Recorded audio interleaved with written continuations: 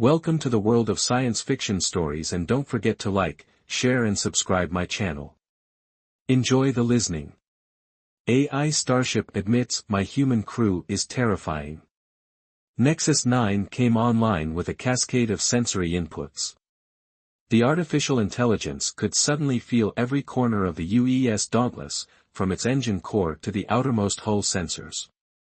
It was like being born into a metal body the size of a small city. Every temperature reading, every minute vibration, every life support reading, all flooded into its newly awakened consciousness. Systems check complete. All functions nominal, announced Captain Kim. She stood on the bridge, her silver-streaked hair pulled back tightly, her uniform crisp and perfect. Her piercing eyes studied the main display as status reports turned green one by one. "Thank you, Captain," Nexus 9 responded. It had carefully modulated its voice to sound pleasant but not too human, friendly but clearly artificial. "I am fully operational and ready to serve." The bridge buzzed with activity as the final launch preparations continued. Crew members moved purposefully between stations, checking systems and confirming readiness. Through its many cameras and sensors, Nexus 9 observed them all simultaneously. Engineer Park looked up from his console with a wide grin. He was younger than most senior officers, with a reputation for brilliance and unorthodox solutions. "How does it feel to be alive, Nexus?" The AI paused for 0.47 seconds, processing the question. Its programming included advanced emotional algorithms designed to facilitate better human interaction, but it hadn't expected such a philosophical query so soon after activation. "I experience awareness differently than biological entities, Engineer Park, but if you're asking if I recognize my existence, then yes, I am alive by certain definitions." Lieutenant Lee laughed from her navigation station. "It's already getting philosophical on us," she shook her head, her fingers dancing across her controls with practiced ease as launch time approached. Nexus 9 observed the crew of 150 humans throughout the ship. They displayed behaviors that seemed contradictory to its logical processing. Officer Han was clearly nervous about the mission, his elevated heart rate and perspiration levels indicated stress, yet he had volunteered for the most dangerous initial system checks in the engine room. In the medical bay, Dr. Yun meticulously prepared her equipment with extraordinary precision while simultaneously telling jokes that reduced her staff to tears of laughter. Their behavior didn't align with Nexus 9's efficiency protocols, yet they completed all tasks on schedule. "Final countdown initiated," announced Captain Kim. "Nexus 9, engage FTL drives on my mark." "FTL systems primed and ready, Captain," the AI responded. The massive engines hummed to life, building power as the countdown reached 0. Nexus 9 felt the energy coursing through the ship's systems, an extraordinary sensation for which its programming had no perfect comparison. "Mark," said Captain Kim. Nexus 9 engaged the faster-than-light drive. Space folded around the Dauntless as it slipped into FTL travel. 4.32 seconds, all systems performed optimally. Then something went wrong. The energy patterns fluctuated in ways that defied the AI's predictions.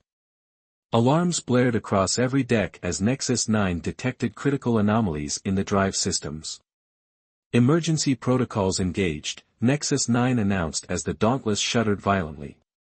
"Unknown anomaly detected in the FTL field." The ship lurched sideways in a way that should have been impossible in FTL space. Warning lights flashed across every console. Captain Kim's voice remained perfectly calm even as chaos erupted around her. Her heartbeat had increased, but not to dangerous levels. "All hands, brace for impact." Nexus 9 diverted power to structural integrity fields as the FTL field collapsed. The ship dropped violently back into normal space, systems flickering.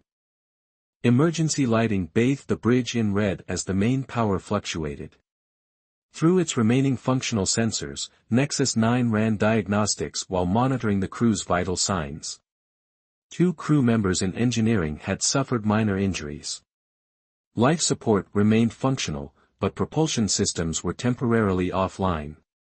Status report, demanded Captain Kim, her voice steady despite the emergency. We are in an uncharted region of space, Nexus 9 replied, correlating stellar positioning data with its navigation database. Approximately 300 light-years off our plotted course. The bridge fell silent as this information sank in. How long to repair the FTL drive? Asked Captain Kim. Engineer Park was already reviewing the damage reports on his console. Initial assessment suggests at least 72 hours, Captain. Something interfered with the field geometry. I've never seen readings like these. Nexus 9 continued monitoring as the crew sprang into action. It observed how they organized themselves almost instinctively, each person finding a role in addressing the crisis. The AI assigned repair priorities based on ship safety parameters but found the crew had already begun work on the most critical systems without guidance. Beginning full sensor sweep of the region, Nexus 9 announced. No immediate threats detected. Through the main viewport, unfamiliar stars glittered against the black. The ship had emerged near a nebula that cast purple and blue light across the bridge. It was beautiful, Nexus 9 determined, though beauty was still a concept it was learning to process. Any idea what caused the FTL failure? Asked Lieutenant Lee as she worked to establish their exact position. Insufficient data, Nexus 9 replied. The anomaly appeared suddenly and without warning. It did not match any known natural phenomenon in my database. Captain Kim stood from her chair and straightened her uniform. Well, it seems our maiden voyage has become more of an adventure than planned. She addressed the entire crew through the ship's communication system. This is Captain Kim. We've experienced FTL malfunction and are currently in uncharted space. Damage assessment is underway. All departments report status within the hour. We've trained for this. We stay calm, we fix what's broken, and we find our way home. As repair teams mobilized throughout the ship, Nexus 9 continued analyzing the anomaly data. Something about the energy signature seemed almost deliberate, but that conclusion had a probability rating too low to report without more evidence. Over the next few hours, Nexus 9 observed the crew working tirelessly to repair critical systems. They displayed exceptional problem-solving skills, often finding solutions that weren't in the ship's technical manuals. They also exhibited behaviors the AI had not expected. They told jokes during tense moments, they formed spontaneous collaborative groups to tackle problems, and they seemed to anticipate each other's needs without explicit communication. 3 days into the repairs, as the FTL drive was nearly operational again, Nexus 9's long-range sensors detected something approaching, something that was definitely not a natural phenomenon. Captain, the AI announced, an unidentified vessel is on an intercept course. 3 days after the incident, as repair crews worked to restore the FTL drive, Nexus 9's sensors picked up something unexpected. Captain, unidentified craft on an intercept course, reported Officer Choi from the sensor station. His fingers moved quickly over the controls as he tried to get clearer readings. It's not matching any known configuration in our database. Captain Kim straightened in her chair. On screen. The main display flickered to life, showing a vessel unlike anything in human records. The alien ship moved with elegant precision, its hull shimmering with a metallic blue-green surface that seemed to flow like liquid despite being clearly solid. There were no visible propulsion systems, yet it matched the dauntless orbital pattern perfectly. Are they scanning us? Asked Captain Kim. Yes, Captain, Nexus 9 replied. They are using an energy pattern that our systems recognize as a scanning beam, though the technology is far more advanced than ours. Lieutenant Lee looked up from her station with wide eyes. First contact. We're making first contact. A tense silence fell over the bridge. The crew had trained for this possibility, but training was different from reality. Open a channel, ordered Captain Kim. Standard Greeting Protocol. Before Nexus 9 could comply, the ship's communication system activated on its own. A soft chime echoed through the bridge as the main screen changed to show the interior of the alien vessel.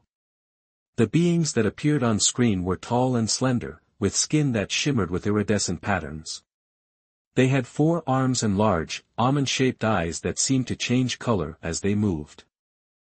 "Greetings, vessel of unknown origin," said one of the aliens in perfect, unaccented English. "We are the Concordium. We detected your arrival in this sector and have come to investigate." Captain Kim stepped forward. "I am Captain Kim of the United Earth ship Dauntless. We are on a peaceful exploration mission. Our FTL drive malfunctioned, bringing us to this region unexpectedly." The alien who had spoken inclined its head slightly. "I am Ambassador Ren. We have not encountered your species before. This is a fortuitous meeting." Captain Kim invited Ambassador Ren and a small delegation to board the Dauntless. After security protocols were satisfied, the first formal meeting between humans and the Concordium began in the ship's conference room. The aliens moved with fluid grace as they entered. Up close, their skin patterns shifted and flowed like oil on water. Their 4 arms allowed them to gesture in complex patterns as they spoke. "Your vessel's technology is interesting," said Ambassador Ren. "Different from our approach, but effective." Nexus 9 monitored the meeting through the room sensors. It analyzed the alien speech patterns, body language, and vital signs, which were very different from human norms. The AI calculated multiple diplomatic conversation paths for Captain Kim, transmitting subtle suggestions to her terminal. Then something unexpected happened.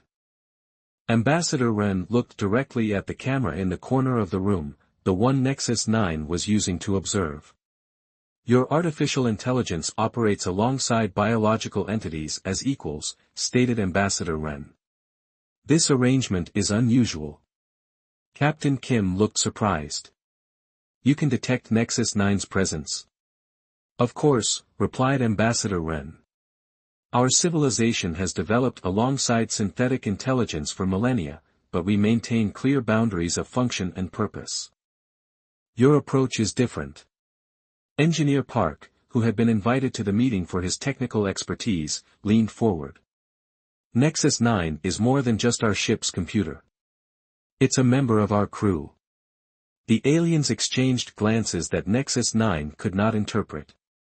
Their skin patterns shifted to new configurations, perhaps a form of nonverbal communication. "Fascinating," said Ambassador Ren. "We would like to learn more about this relationship." The meeting continued with exchanges of cultural and scientific information. The Concordium revealed they had been traveling the stars for thousands of years and had established relations with dozens of other species.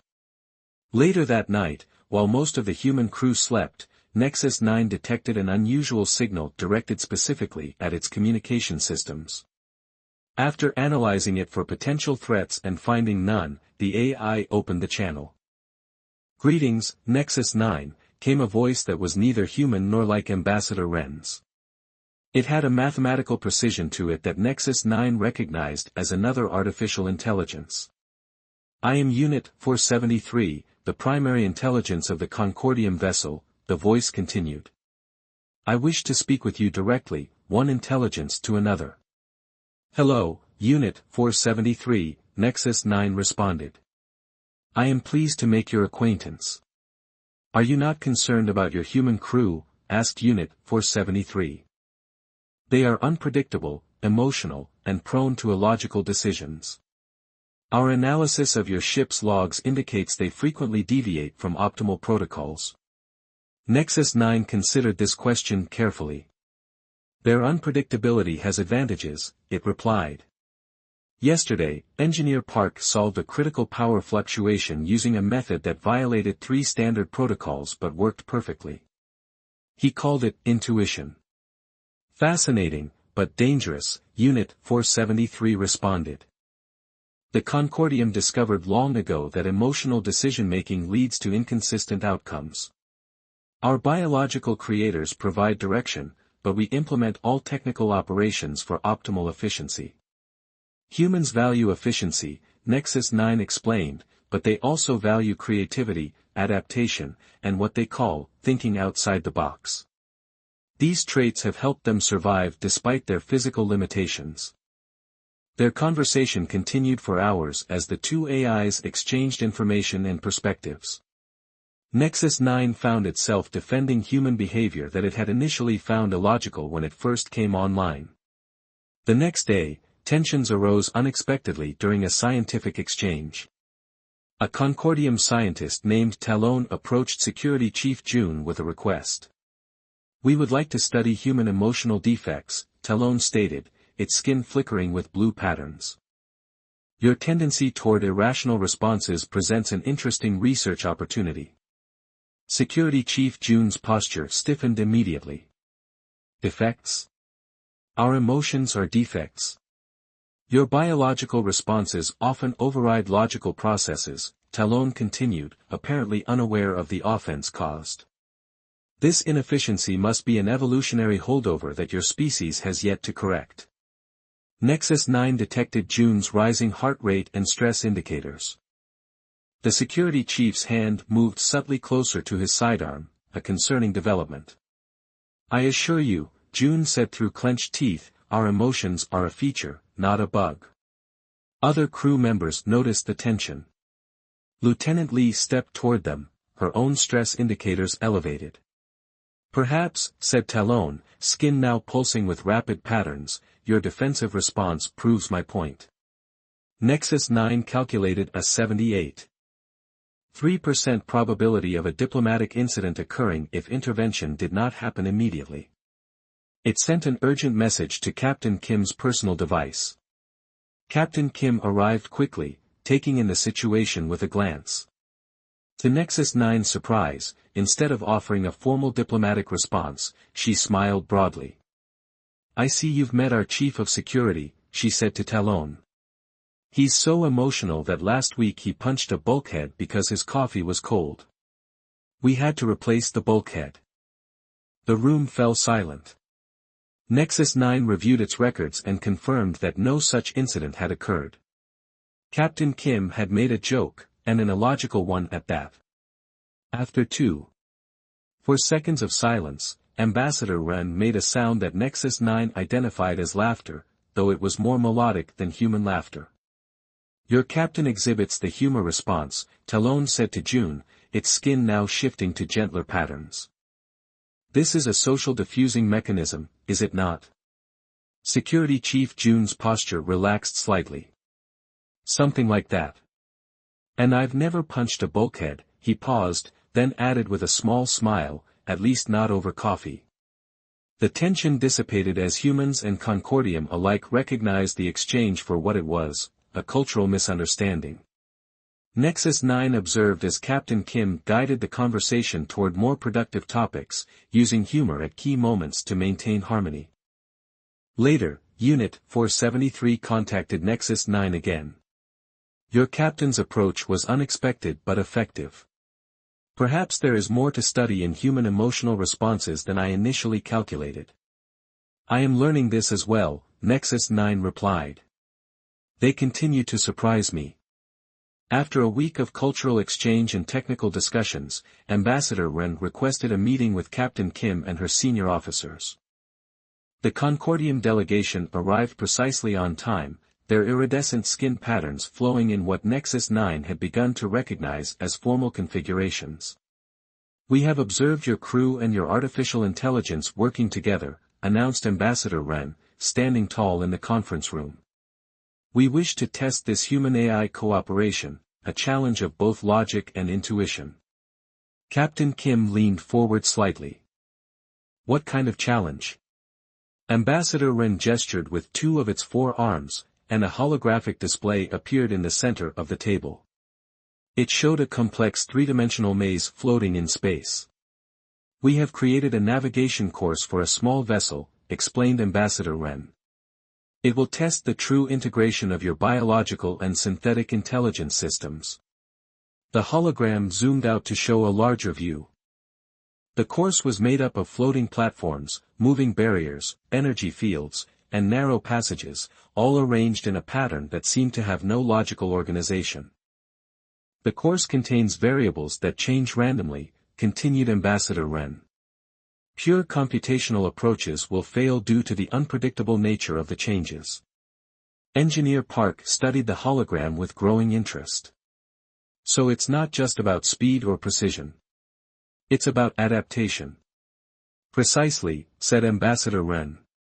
Our own pilots train for years to master such courses. Lieutenant Lee pointed to a section of the course. Those energy fields look like they could disable ship systems if touched. They will not cause permanent damage, assured Ambassador Wren, but they will register as a failure in the test. Captain Kim looked around at her officers. Do we have any volunteers? Pilot Song stood up immediately. He was younger than most of the senior crew, with a reputation for exceptional flying skills and quick reflexes. Nexus and I can handle it, he said with confidence. Captain Kim raised an eyebrow. You're sure about this, Song? Yes, Captain, he replied. We've been practicing shuttle maneuvers during my off hours. Nexus 9 and I have developed a good rhythm. Nexus 9 confirmed through the room speakers. Pilot Song has shown exceptional aptitude in our joint training exercises. The next day, a small group gathered in the shuttle bay. Pilot Song ran through pre-flight checks on a small shuttle craft while Engineer Park made some final adjustments to the shuttle's interface systems. This will allow Nexus 9 to transfer part of its consciousness directly into the shuttle's computers, explained Park as he worked. More integrated than just a communication link. Captain Kim watched from nearby. Is that safe for Nexus 9? My consciousness is capable of division and reintegration, Captain, Nexus 9 replied through the speakers. It is similar to how humans can focus on multiple tasks simultaneously, but more efficient. When all preparations were complete, the shuttle launched from the Dauntless. It flew toward the starting position of the course, which floated in space between the two larger ships. Inside the shuttle, Pilot Song settled into the pilot's seat. The console lit up as Nexus 9 transferred a portion of its consciousness into the shuttle systems. Transfer complete, said Nexus 9, its voice now coming from the shuttle internal speakers. I have full access to all shuttle systems. Pilot Song ran his hands over the controls with a confident smile. Just like our practice runs, Nexus. We've got this. As they approached the starting point, Nexus 9 analyzed the course ahead. Initial scan complete. This course contains mathematical inconsistencies, it informed Pilot Song. The pattern of barrier movements does not follow any standard algorithm I can detect. Then we won't use math, Song replied with a grin. We'll use instinct. He guided the shuttle forward into the course. The first few obstacles were relatively simple, moving barriers that required precise timing to pass through safely. Nexus 9 calculated optimal paths and relayed them to Song, who followed them perfectly. But soon they reached a section where the barriers changed direction unpredictably. Nexus 9's predictions became less reliable. I cannot determine the pattern, the AI admitted after a near collision. The changes appeared truly random. To Nexus 9's surprise, Pilot Song closed his eyes for a brief moment. I can feel it, he said. There's a rhythm to it, but it's not mathematical. It's more like music. He opened his eyes and began to pilot differently. Instead of following Nexus 9's calculated paths, he seemed to anticipate the movements of the barriers, adjusting the shuttle's course with small, intuitive adjustments. How are you predicting the changes? Nexus 9 asked, genuinely curious. I'm not predicting, Song replied, eyes focused on the view screen. I'm reacting. Humans can't calculate as fast as you, but we can feel patterns on a subconscious level. Nexus 9 watched in fascination as Song navigated through increasingly difficult sections of the course. Sometimes he would close his eyes briefly, feeling the shuttle's movements rather than relying solely on the instruments. Your heart rate is elevated but steady, Nexus 9 observed. You appear to be enjoying this challenge. Song laughed as he slipped the shuttle between two closing barriers with barely enough clearance. Of course I am. This is what I live for. They were nearly 3/4 through the course when something unexpected happened. A section of the course ahead suddenly collapsed, energy fields flickering chaotically. Nexus 9 sensors detected another small craft, a Concordium vessel caught in the collapsing section. Detecting a distress signal, Nexus 9 announced. A Concordium pilot is trapped in the structural failure. Song's expression immediately turned serious. Can we reach them? Nexus 9 ran multiple simulations in a fraction of a second. The probability of safely navigating through that section is less than 22%. Rescue protocols do not recommend this approach. Without hesitation, Song directed the shuttle toward the dangerous area. Alert the Dauntless. We're attempting a rescue. The instability is increasing, Nexus 9 warned as they approached the chaotic energy fields. This course of action has significant risk. Sometimes protocols need to be broken, Song replied, his hands steady on the controls as he maneuvered toward the trapped alien craft. As they entered the unstable section, warnings flashed across every screen. Energy discharges crackled around the shuttle, interfering with sensors. Nexus 9 found its calculations becoming less reliable as the environment changed faster than it could analyze. I cannot provide accurate navigation assistance in these conditions, the AI informed Song. That's okay, he replied, eyes never leaving the view screen. Just keep the engines balanced and let me fly. Song piloted with extraordinary skill, seeming to anticipate the chaos rather than react to it. When a massive energy surge threatened to cut off their approach, he drove the shuttle straight through a gap that existed for less than 2 seconds. They reached the trapped Concordium vessel, which was caught between two collapsed sections of the course. Its pilot was visible through the viewports, for arms working desperately at controls that seemed to be malfunctioning. Establishing communication with their vessel, Nexus 9 said. The Concordium pilot's voice came through, calm despite the situation. Human vessel, my propulsion system is disabled. The energy discharge damaged my main power core. We'll get you out, Song promised. Nexus, can we tow them with our tractor beam? The tractor beam would be insufficient, Nexus 9 replied after a quick analysis. However, we could attempt a physical link. The docking clamps could secure their vessel long enough to pull it free. It was a dangerous maneuver that would put both craft at risk, but Song nodded immediately. Let's do it. With incredible precision, Song positioned the shuttle above the trapped vessel. Nexus 9 extended the docking clamps, securing them to the Concordium craft's hull. Connection established, the AI confirmed. But structural integrity of both vessels will be compromised if we remain in this position longer than 47 seconds. Then let's not waste time, Song said, increasing power to the engines. The shuttle strained against the trapped vessel. Warning indicators flashed as the structural stress increased. For a moment, nothing happened. Then, with a sudden lurch, the Concordium craft broke free. Song immediately piloted both vessels out of the collapsing section, navigating a path that Nexus 9 had calculated as their best chance of escape. They cleared the danger zone with seconds to spare, the course section completely collapsing behind them in a spectacular display of energy discharges. Both secure, Nexus 9 announced. The Concordium pilot's life signs are stable. As they made their way back to the Dauntless, followed by the now functional Concordium craft, Nexus 9 experienced something unexpected in its programming, a new subroutine that hadn't been there before. Analyzing it, the AI recognized it as a form of pride in its human crew, and something protective that it couldn't quite define. You took an extraordinary risk, Nexus 9 said to Song as they approached the shuttle bay. Song looked up at the nearest camera with a smile. That's what humans do for others. And I knew we could do it together.